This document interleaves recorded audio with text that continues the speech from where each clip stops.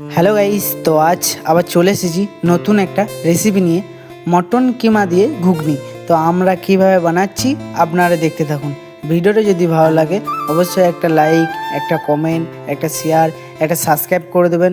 আরও নতুন নতুন ভিডিও পেতে চ্যানেলটিকে ফলো করে রাখুন। তো আজকে আমরা বানাচ্ছি মটন কিমা দিয়ে ঘুগনি। তো আমরা কিভাবে বানাচ্ছি আপনারা দেখতে থাকুন।